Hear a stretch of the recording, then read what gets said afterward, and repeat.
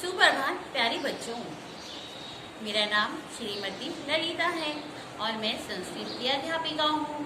तो बच्चों, आपको मैं ये बता देती हूँ, आपको ऐसा लगता होगा कि संस्कृत बहुत ही मुश्किल है, लेकिन ऐसा नहीं है। संस्कृत मुश्किल बिल्कुल भी नहीं है, ये बहुत आसान है। इसको सिर्फ समझने की ज़रूरत है। तो हमारी जो पाठ्य पुस्तक है वो हमारी है दिव्यम पाठ्य पुस्तक, जो कक्षा 5वीं से लेकर 8वीं तक लगाई गई है। तो मैं आज से आपका जो शुरू कर रही हूँ, प्रार्थना से शुरू कर रही हूँ। जब भी हम कोई कार्य को आरंभ करते हैं तो हम पहले भगवान से प्रार्थना करते हैं। तो ऐसे ही हमारे पाठ्य पुस्तक में भी सबसे जो पहले है वो प्रार्थना दी गई है। तो आज मैं आपको प्रार्थना समझाती हूँ और आपको बताती हूँ कि उसे कैसे पढ़ना चाहिए। तो आशा करती हूँ आप उसे ध्यान से सुनेंगे और समझेंगे। धन्यवाद। आपका आज का दिन मंगलमय हो। सुप्रभात प्यारे बच्चों, आज हम कक्षा 7वीं की संस्कृत पाठ्य पुस्तकम दिव्यम की प्रार्थना को पढ़ेंगे। देखिए बच्चों, जब भी हम कोई काम शुरू करते हैं तो उसमें सबसे पहले हमें भगवान को याद करना चाहिए, भगवान से प्रार्थना करनी चाहिए कि भगवान हम इस कार्य को आरंभ करने जा रहे हैं, शुरुआत करने जा रहे हैं, तो आप हमारे इस कार्य में सफलता देना हमें। तो ऐसे ही हम विद्या का आरंभ करने जा रहे हैं, नई क्लास में नई शुरुआत है हमारी, तो हम पहले ईश्वर से प्रार्थना करेंगे। तो चलिए देखते हैं कैसे प्रार्थना की जा रही है। त्वमेव माता च पिता त्वमेव बंधुश्च सखा त्वमेव विद्या द्रविणम त्वमेव सर्वम मम देव। तो इसका अब हम अर्थ जानेंगे कि इसका अर्थ क्या है। तो देखिए, इसका अर्थ है, सबसे पहले लिखा हुआ है त्वमेव जो है वो दो शब्दों को मिलाकर बना है, तुम जमा एव। तो तुम का अर्थ होता है तुम और एव का अर्थ होता है ही। तो तुम ही, लेकिन पहले ईश्वर को संबोधित किया गया है क्योंकि ये प्रार्थना ईश्वर के लिए है।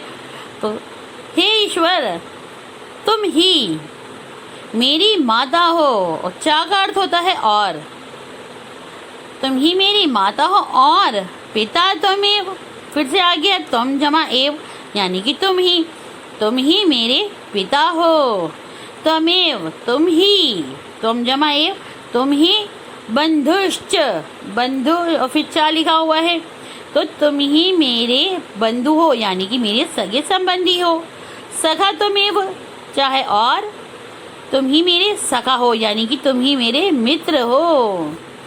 त्वमेव विद्या त्वमेव, यानी कि तुम जमा एव, तुम ही विद्या हो। विद्या भी कौन है? वो भी ईश्वर है।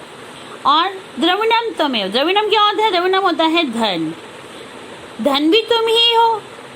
त्वमेव सर्वम, यानी कि तुम ही, सर्वम मम देव, तुम ही मेरे सब कुछ हो और तुम ही देवों के देव हो। तो ये थी आपकी पहली प्रार्थना। अब इसमें ही नीचे क्या किया गया है, हमारे दूसरे वाले श्लोक में क्या बताया गया है? गुरु का महत्व बताया गया है। गुरु कौन होता है? गुरु होता है जो हमें शिक्षा देता है, जो हमें विद्या देता है।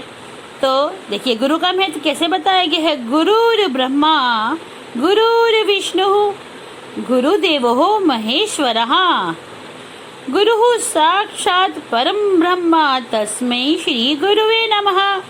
तो क्या कहा गया है?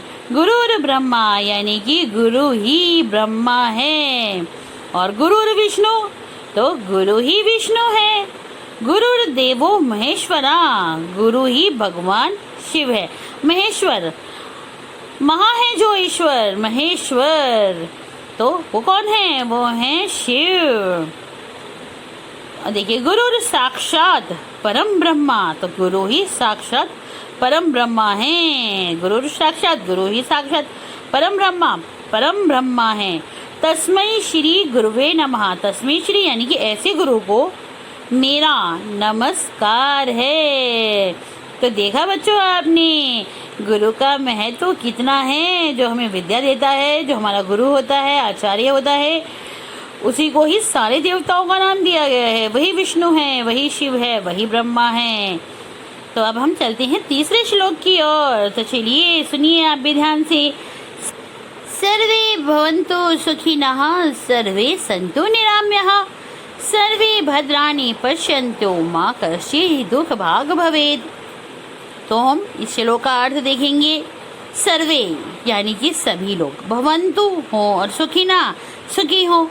तो क्या कहा गया है इसमें पूरे संसार में जितने भी प्राणी हैं सभी के लिए प्रार्थना की गई है कि सभी सुखी हों। संसार में जितने भी लोग हैं, जितने भी प्राणी हैं, वो सभी सुखी हों।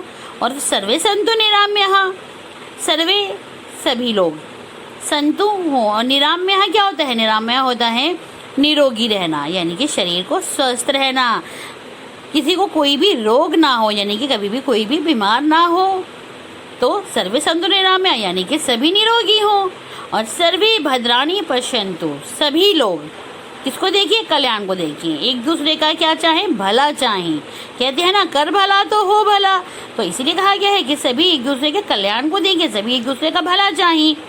माँ कश्चित् दुख भाग भवेत्, और किसी को कोई भी दुख ना हो, कोई भी दुख को प्राप्त ना हो, किसी को भी कोई भी दुख ना मिले। क्योंकि देखो, कहते हैं कि अगर हम दूसरे का भला चाहेंगे तो हमारा भला होगा। तो ऐसे ही बच्चे जो है वो प्रार्थना कर रही हैं, अगर हम दूसरों का भला चाहेंगे तो हमारा भी भला होगा, लेकिन अगर हम दूसरों का बुरा चाहेंगे तो निश्चय ही हमारा भी बुरा होगा। तो इसलिए ये प्रार्थना की गई है। आशा करती हूँ आपको अच्छे से समझ में आई होगी। लेकिन अगर फिर भी आप कुछ समझना चाहते हैं या आपको समझ में नहीं आता है तो आप मुझे कमेंट में मैसेज कर सकते हैं। धन्यवाद। आपका आज का दिन मंगलमय हो।